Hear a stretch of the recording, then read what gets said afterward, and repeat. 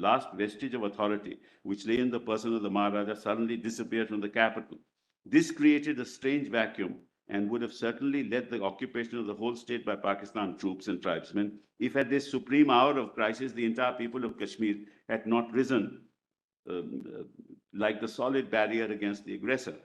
They halted this onrush but could not stop it entirely, as the defenders had not enough experience training. This is the background on the basis of which the accession took place.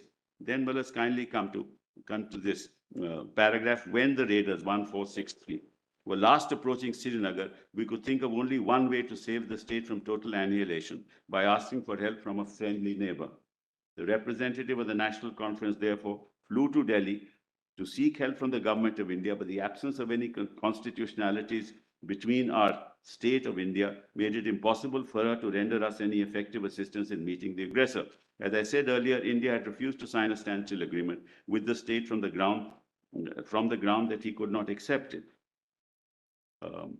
such an agreement until it had the approval of the people. But now, since the people's representatives themselves sought an alliance, the government of India showed readiness to accept it. Legally, the instrument of accession had to be signed by the ruler of the state.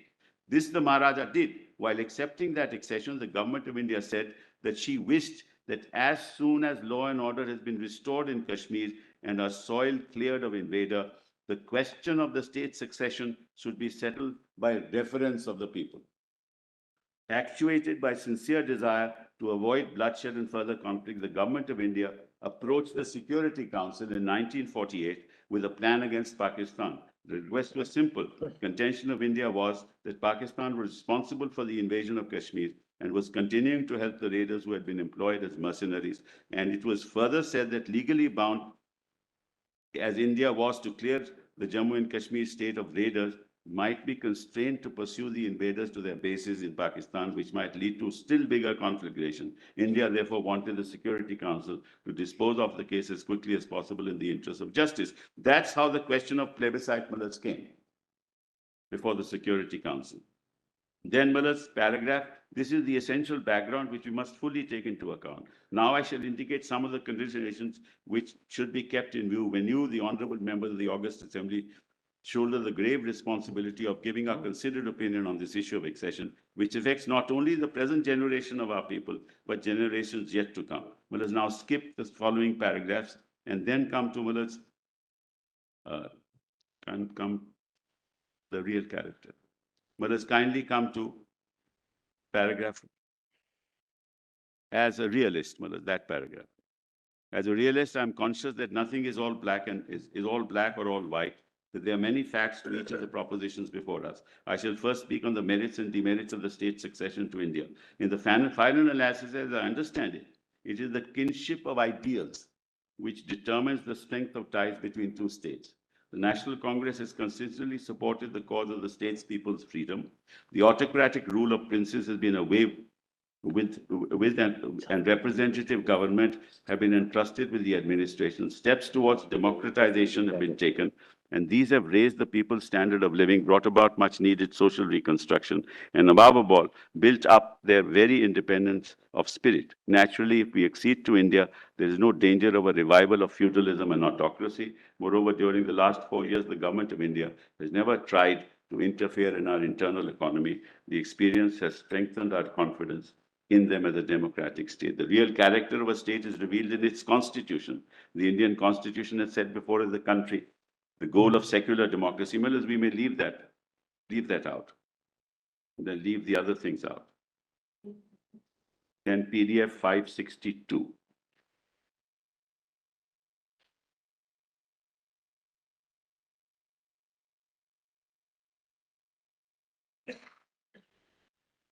Speeches.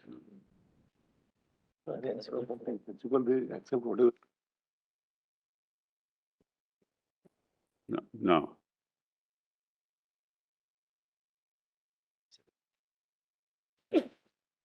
Yeah, while the state.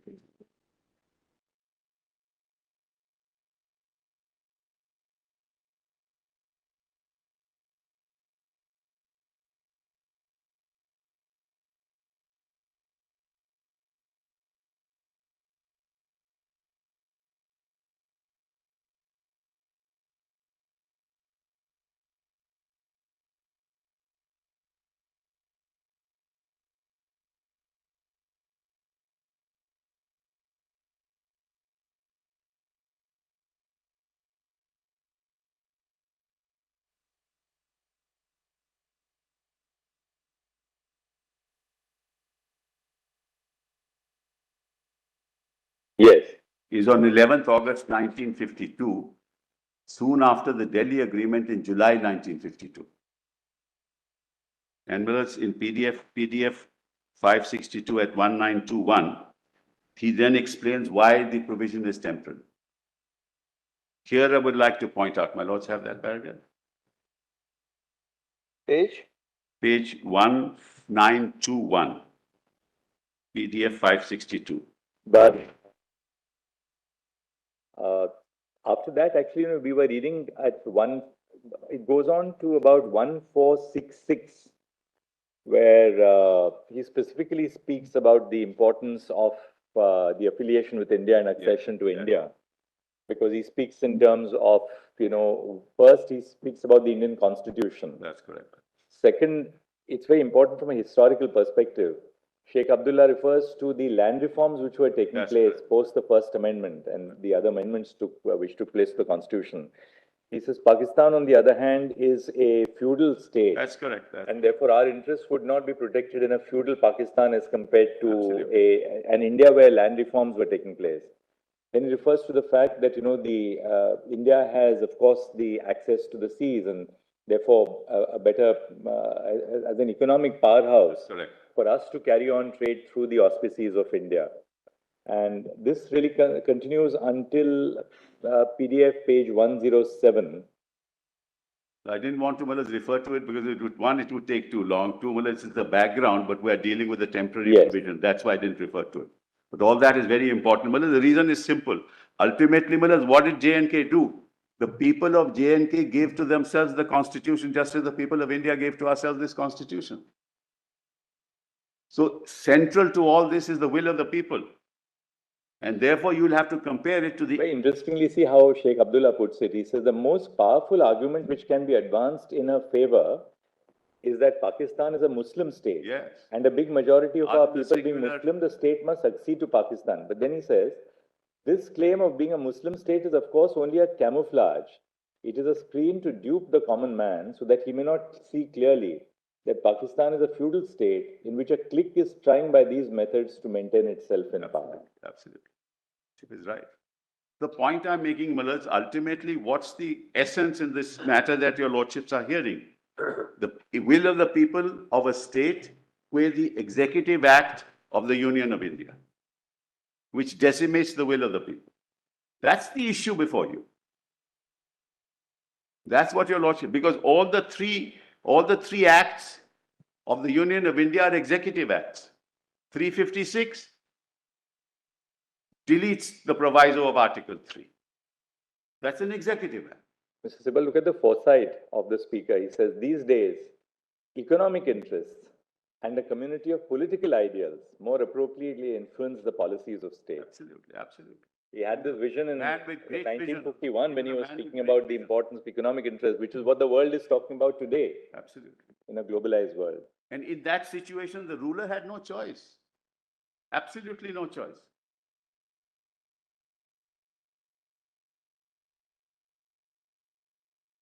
So, the point I was making is that we are now dealing with three executive acts. One, the 356. Two, change of interpretation in the definition of Constituent Assembly under 367(1). And the abrogation. These are all executive acts. The will of the people is not considered at all. That's the question. Can you delete provisions of the Constitution by an executive act? Can you decimate the Constitution by an executive act? Can you change the Constitution by an executive act? We're not talking about legislation here. We're not talking about parliamentary legislation. That comes after these executive acts, mullahs, are implemented. That's the question.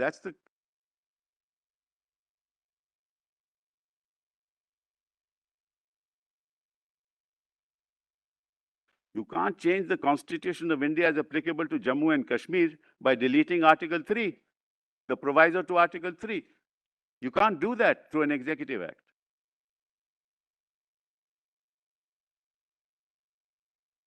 You can't change the definition, Malaj, of the legislative, of the Constituent Assembly as legislative assembly through an executive act.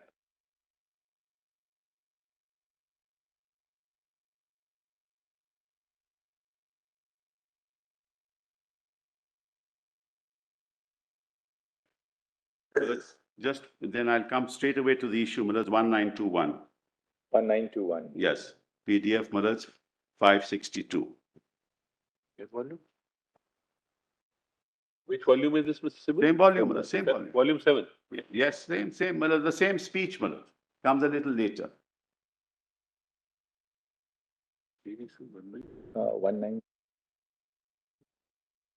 Sorry, same speaker comes a little later, Malaj. 11th August is the speech. Yeah. 1921.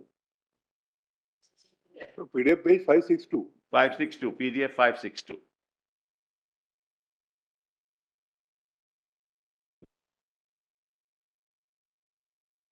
Sentence starting, Malaj, paragraph starting here, I would like to point out. My lords have that? Just see some problem.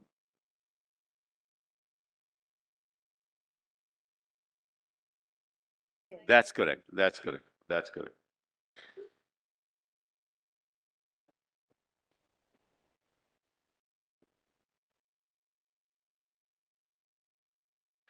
Yes.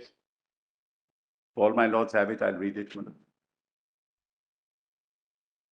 Here, I would like to point out that the fact that Article 370 has been mentioned as a temporary provision, the Constitution does not mean that it is capable of being abrogated, modified, or replaced unilaterally. Kindly mark the words unilaterally, which is exactly what has happened.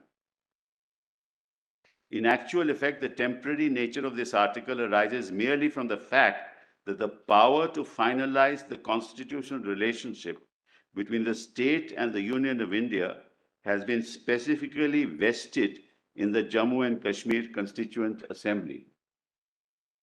That's how Malaj's Parliament understood it in 370. That's how the state understood it.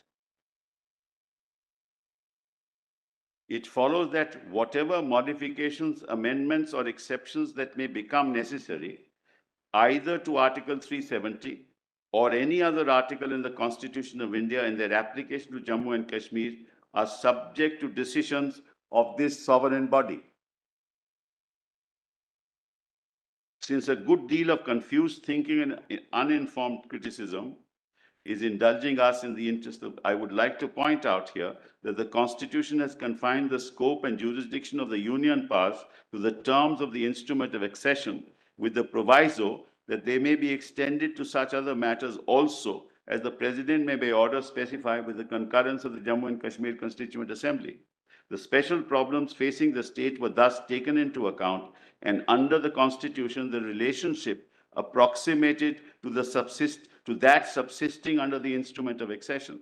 The Constitution of the Indian Union therefore clearly envisaged the convening of a Constituent Assembly for the state of Jammu and Kashmir, which would be finally competent to determine the ultimate position of the state in respect of the sphere of its accession, which would be incorporated as in the shape of permanent provisions of the Constitution. This briefly is the position which the Constitution of India has accorded to our state.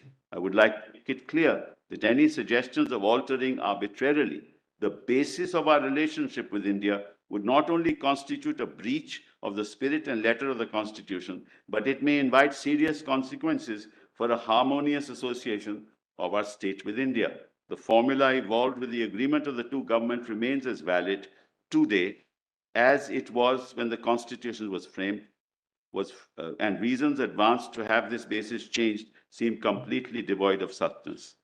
In arriving at this arrangement, the main consideration before our government was to secure a position for the state which would be consistent with the requirements of maximum autonomy to the local organs of state power, which are the ultimate source of authority in the state while discharging obligations as a unit of the federation.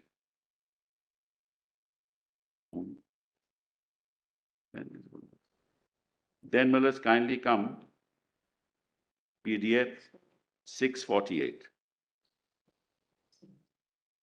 This is Mir Qasim's statement on 10th November 1952. Okay.